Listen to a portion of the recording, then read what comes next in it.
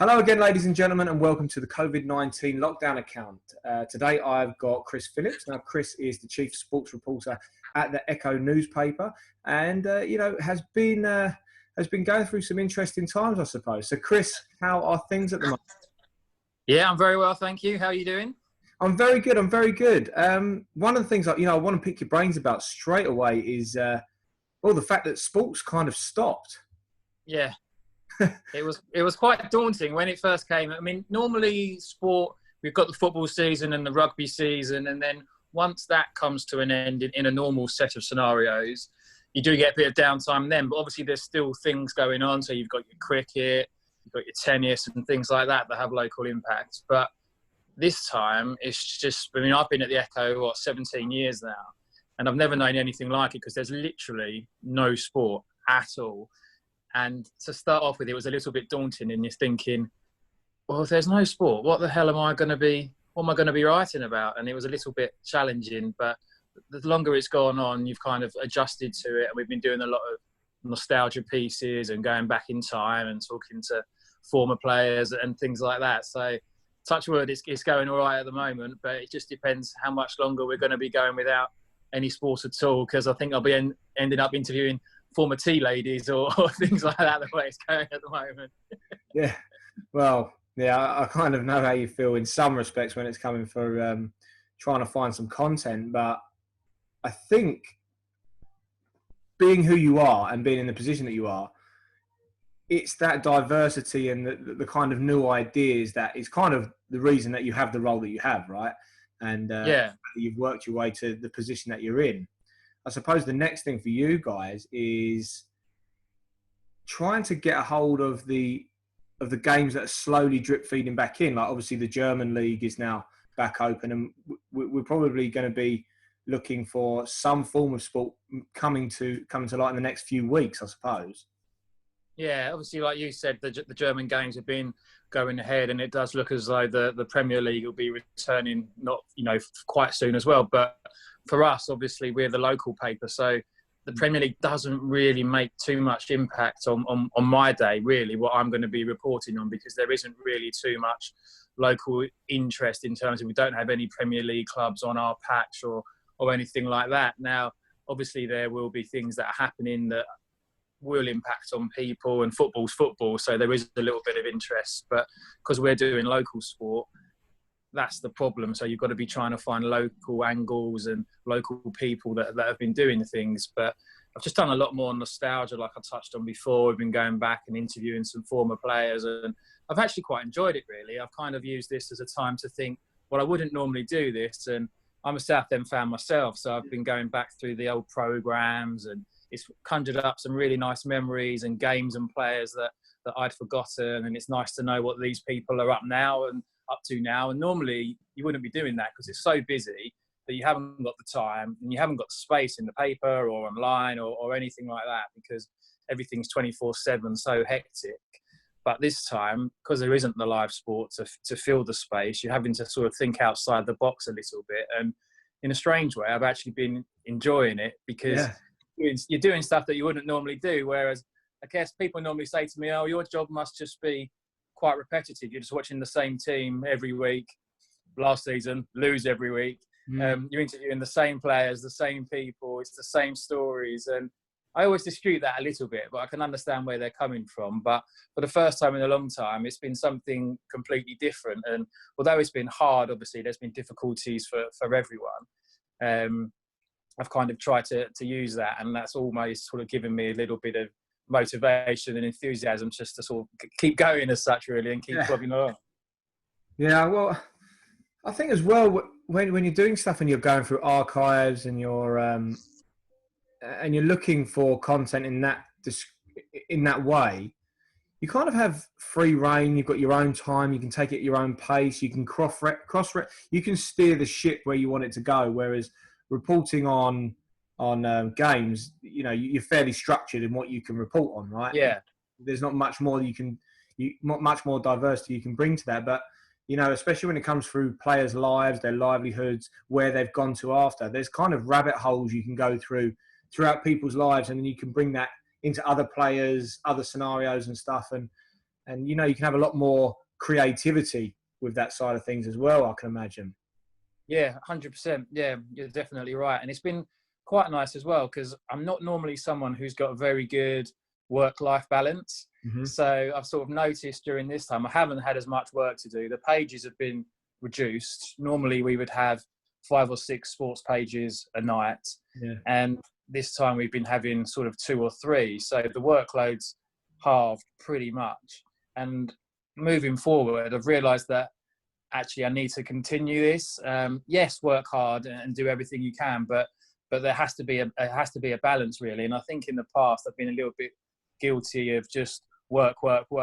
Yeah. And through the lockdown, in a sense, I've kind of realised that actually there has to be a balance, and it's not healthy for just to be work. I mean, for instance, I get I'm a bit of a stress head, and I suffer with psoriasis on my skin, which I know is caused from stress. And since the lockdowns come in, my skin's actually improved a hell of a lot better. And I know that that's because work's not been as stressful. So I've realised now that moving forward, it's a lesson in itself that I just need to maintain, where possible, a more healthy balance between work and everyday life. So that's certainly something else that I've learned during this time, is that there has to be that balance. And yes, obviously you're 100% committed, but you can't work 24/7, which at times in the past I've been guilty of, really. So having this time where I've had a lot more free time to be able to do what you can do at the moment, has made a big difference to me. And that's something, probably the biggest thing that I've learned during this lockdown, is that, you know, you have to have a balance between the two, and you can't just be doing work, because that's not healthy, and it does have an impact. Yeah, I think not only physically, but, you know, mentally, everything is connected. And the more people need to start realizing that it isn't just a case of being healthy with your food and being healthy with your, you know, with your life choices. You can train and you can eat well and never drink alcohol or caffeine for your whole life. But if you're burning the candle at both ends, hammering, you know, 14-hour days at work and not getting enough sleep, the stress is as bad as a poor lifestyle anyway. And, you know, I think, you know that as well as other people, as well as most, that everything has to be in a balance. So what about some of your own projects and stuff? Have you got anything in the pipeline? Have you been working on anything for personal development or anything during this time? Yeah, like I said, my work's always been so busy that I've never really had time to be able to work on things that I've always wanted to do. But mental health is always something that's been sort of quite close to me. I've always had battles with that over the years, and I've always wanted to try and combine my sort of sporting role and contacts with a podcast to help those that are also suffering from mental health issues. So once work quietened down a little bit and I've had a little bit more time, I thought, right, it's now or never, really. If you're going to do this podcast, then if you don't do it now, you never will. So I've really started to get that off the ground with a friend of mine, and he's also had mental health issues, and we both use sport, really, and exercise as an outlet and a stress reliever. And it's the biggest thing for me is exercise, going to the gym, going to play tennis, going for a run around the block, even going for a walk or walking the dog or things like that, really. Just getting out, getting some fresh air, get the heart pumping as such. And obviously I've got the contacts, so we've got some great guests sort of lined up. I mean, it's really taking off. It's called Run Free, and it's going really well. We're starting up a 5-a-side football team. When we can get back to playing it, we've got the people that are interested. So yeah, that's really taken off, you know, really taken off, and it's given me something to focus on as well, but it's something fun. So I live on my own, so that's been the challenge in itself, because normally I'm quite active and I'm going to see people, and whereas this time I've been at home on my own, and especially early on in lockdown, where you could pretty much only go out once a day for exercise, or you could go to the shop, and it was tough, wasn't it? It was kind of, you know, very challenging, and it was difficult. So that's when I really started to focus on the podcast as just something to keep me going, really, keep the mind ticking over. And yeah, the response and the reaction to it so far has been really good, and we're going to start recording soon, and that's been really promising. So that's been something else that I've been able to focus on and use, having a little bit more time to good effect. Yeah, Mel, having something just to take your mind off of the monotony and the same daily processes, especially when there's only either a few of you in the household or if you're in self-isolation, is so important, as well as having some form of routine as well. You know, I'm blessed in my household. We do have the kids, and I've got, I Yeah, am surrounded. So I don't really feel, although I do miss members of my family, I don't I don't properly miss people because I've got so much going on here. yeah, Um, of course. and I do have like that kind of the Zoom thing. So, I do feel for people in your situation as yourself as well, who are, away from loved ones and away from so many people, because you must encounter so many people doing what you do. Yeah, yeah, that's the thing. It's every day really. You're out and about. I mean, that's what I like to do. That's the beauty of my job. Is I mean, it's changed a lot over the years, and it is a lot more sort of desk based compared to what it used to be. But yeah, most days I'll be going out over to the. I mean, I live across the road from Southend's training ground, so I'll be going over there. I'll be going to the rugby clubs. I'll be talking to people, going to matches, going to press conferences every week. So for that suddenly to be taken away, it was quite difficult. It's almost going to one complete extreme to the other. I mean, I don't even have a garden, so Yeah. um, it was tough. There was no outside space, and it was really difficult to begin with. But then you kind of just get into a little bit of a routine, I found, and just try to just take it easy. If you don't feel great, you don't feel great, but you just get on with it and do what you can, and use Zoom a lot. I mean, my nieces live in Ipswich, so obviously I haven't been able to sort of see them at all, but they've been able to still show me their drawings and their cakes that they've made, and they've been writing stories and sending them to me and sort of things like that. So, I mean, if this had happened 20 years ago, it would have been even worse, wouldn't it? Because we wouldn't have had that at all. So at least that's been good fun, and obviously talk to my parents as well on Zoom, that now they know how to use it. Yeah. So you just have to try and stay positive the best that you can. And yes, there are down days, and I've had them, and everyone will, but you just have to sort of see it through, and hopefully not before long everything will be back to normal. And I'd like to think that the lessons that we've learned during this time don't get forgotten about. Mm. And it seems to be a lot more, even when I do go out now and walking the dog, everyone's sort of saying hello and things like that. It's just small things that people seem a little bit more friendly than they did before, and Yeah. hopefully that will continue. And I think you'll start to cherish even the smallest of things, even going to watch Southend lose and everything like that. I think Yeah. things that you took for granted before. And I mean, with me, I would say that I go to the football, but I don't necessarily miss the football as such right now. It's my friends that I see at the football that make going to the football fun. The sort of talking beforehand and chatting and having those laughs and that kind of camaraderie. That's what I miss more than anything else at the moment. And the football is sometimes an added bonus on top of that, but it's just seeing your friends and having that kind of interaction and that laughs, that's probably what I miss at the moment. Yeah. Oh, I 100% resonate with that. I think, especially even on a smaller scale, just when it comes to your pub side football Sunday league kick around. The football is a byproduct of being with your friends. It's the same as even going to like your social gym or your social tennis club, or even like your golf club. It's being around the people that you love being around, and I think that's what everyone is really struggling with right now. And I think we're going to appreciate being able to be around those people in the future. That's going to be such a huge change, and I hope that kindness that you're talking about is going to is going to breed more kindness. Yeah, I think that's the main thing that hopefully we can all take out of it. I'd like to think that I Oh, I've lost you. Hello, can you hear me now? That's it. That's better. I've got you back. Got you back. Yeah. No. I'd like to think that will continue. I know for a fact that I'll certainly cherish the smaller things, just even more than I did before. Even sort of playing tennis, sort of small things like that. I kind of used to just sort of take that for granted. Oh yeah, tennis again. I'll go and play that, and I do this and I do that. And obviously I haven't played that. Well, I played it for the first time last week since lockdown, but you can't really play it properly as such. You can't go to the net at the same time, and you both can't handle the same tennis balls and things like that. So it's not quite the same.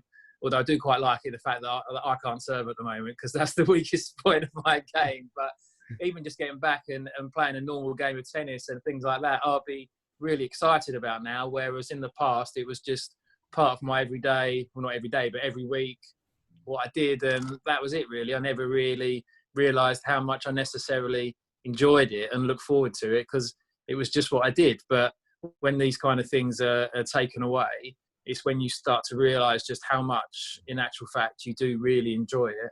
And I think when everything gets back to normal, touch wood, which hopefully won't be too long, you will realise that how much you do cherish these things and how much you enjoy it, and you definitely won't take it for granted again.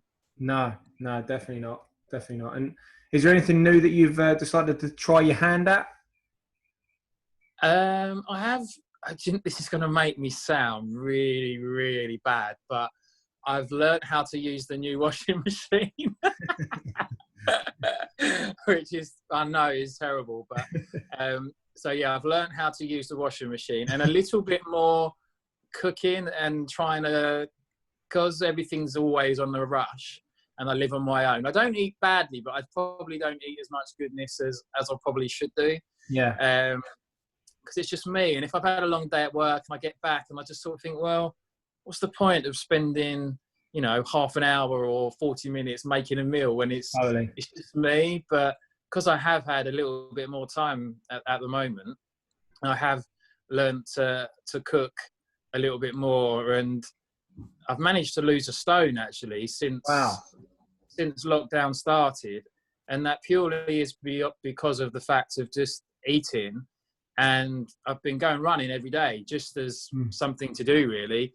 When we were allowed just that one bit of exercise a day, I just used that as part of a routine, and just used to go for a 3-mile run or a 5-mile run or a 10K run. I've got 3 different routes that I do round by where I live, and I've just been doing that pretty much every day. And that's something that I will continue. I can, maybe not every day, it's a little bit excessive, but I think improving the diet and making time for the better eating and the better, diet as such. Yeah. I mean, maybe that's helped my skin as well. So it's just the idea of being a bit more organised with the food and not everything being rushed. And that's definitely something that I'll continue with my clean clothes as well. Yeah, so I can imagine that. There's going to be a lot of things that we will take forward. I think there's a lot of things, like obviously the healthier eating, and you find out quite quickly that you can rustle up healthy food very quickly once you get the hang of it. As well as the whole. In fact, you know what? I normally batch cook everything. Not always have done, and obviously during lockdown, time hasn't been a problem. So we're not batch cooking anything at all. It's only leftovers go in the pot, and there's not leftovers, to be honest, because I eat loads. So I've enjoyed cooking fresh every day. The microwave is barely used. Same.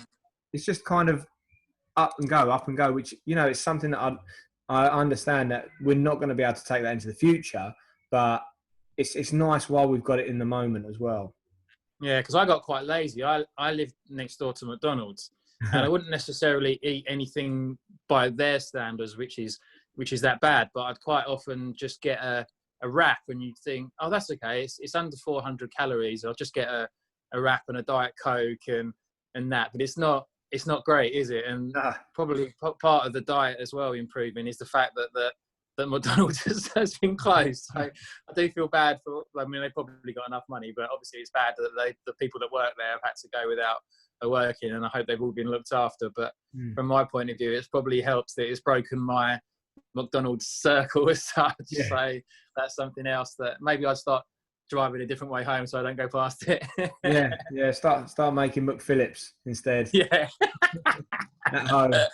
Yeah, much better. So have you been? Has anyone given you any kind of real good advice or anything that's kind of helped you through lockdown?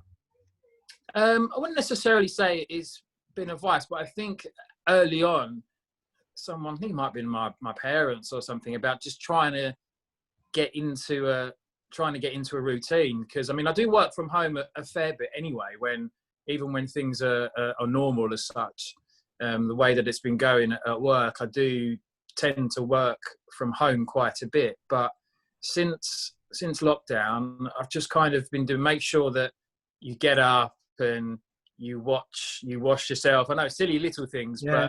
but with my mental health, I was just, if I was letting things slip, then you could, because it's quite easy just to sort of wake up and then you haven't got to worry about things and you just get on with it. And before you know it, you start to feel a little bit down because you sort of let yourself go a little bit as such. So I was really determined to every day get up, get changed, have a shower, shave, clean my teeth, do my hair, things which when my mental health aren't great, things like that all get forgotten about. So that was the main thing. Make sure that you don't get lazy, and to also try and get into a little bit of routine.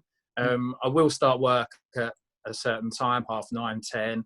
I will make sure I do this, and just to stay on top of everything, because when you're at home and there aren't so many things to do as such, like I said, it is quite easy to let things slip. And that's with me when my mental health would suffer, because I start to feel slobby and lazy and unkept and untidy, and then there's a circle, and then that carries on, and then it's like a domino effect. And once one thing goes wrong, then everything else falls down. So for me, it was just starting the day the right way, really, just the smaller things with the shower and making myself as presentable as possible anyway. And then just making sure that I did have that routine, so I wasn't just being lazy. And then to also make that phone call and to make sure that everyone else is all right as well, because it's a tough time for it. Even if you haven't got mental health issues or anything, it's a lonely time for everyone, especially people like me that live on your own and haven't got that kind of company and camaraderie. So even more so, I mean, I'm quite a sort of friendly, sociable person anyway, but even more so than before, I'm just trying to call people and text people, and just to make sure that everyone else is all right, really. So I think they're the main ones, just making sure that I'm not lazy, that I get into a routine and just continually make sure that everyone else is okay as well. And I'd like to think that once I do, even when I do get to be busy again, then that's still something that I'll continue to do. Yeah, very much so. Checking up on people that are obviously alone, but also the older generation. Yeah. I mean, I find that, like my nan, for instance, both my grandparents, they just seem to be made of tougher stuff. They're Definitely. they're both widowed now. One fairly recently, we lost my granddad earlier on this year, which was very hard for everyone. But they seem to just be made of tougher stuff. I think that can only be attributed to age and experience, and the fact that they've experienced other stuff in the past that's hurt, and they're just stronger. They're just made of different stuff. And I don't think it's a time. I don't think it's because they're from a certain era or anything. I think it is something that comes with maturity and age, but still, it's so important to check up on the older generation and on everyone, really, isn't it? Everyone that you can have time for. And their strength is incredible. Both in my personal experience, anyway. So look, I'm going to come over to that penultimate question I did warn you about right at the beginning. It's one I like to close off the podcast with anyway, because I'm mindful of the fact that you do have to nip off. So Chris, if you could go back in time, if you could go back to that very first week or day one of lockdown, and you could give yourself some advice about what's about to come. Bearing in mind, I think we're in week 9 now, thereabouts. What kind of advice would you give yourself, or what would you tell yourself to do? To try and stay as busy as possible, and to also not suffer in silence and not worry. I mean, I found this funny, and I mean, it's been tough to know what day of the week it is at the best of times at the moment, but Saturdays for me have been really hard, and I found that that's been the hardest day for me. I think it's because there's no paper the next day, so essentially I haven't really got any work to do. And I also think it would be normally my busiest day because that's a match day, so it's kind of been a double whammy. And I think if you are suffering and you don't feel great, it's okay. You don't need to worry that you don't feel great, because there's other people like it. So just don't suffer alone. And I think that's what I was probably guilty of towards the start of lockdown. I just kind of shut myself away a little bit, and it was easily done because I'm on my own. So I think that would be the main piece of advice, along with getting into that routine, like I touched on previously, would mainly be, don't worry if you are feeling a little bit down. That's completely normal. Everyone's going to be like that.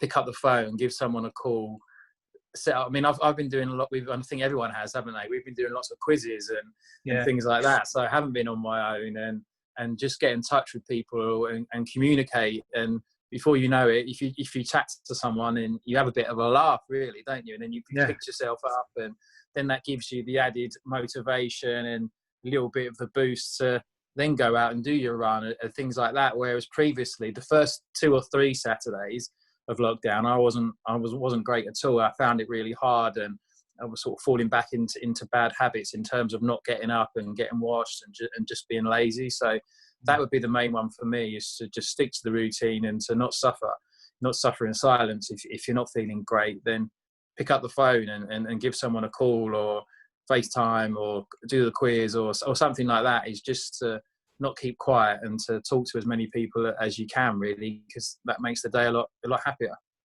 Yeah, I totally agree with that, and I think that's a fantastic piece of advice for anyone listening now as well, and especially for if you could go back in time. I think I'll probably tell myself the exact same thing.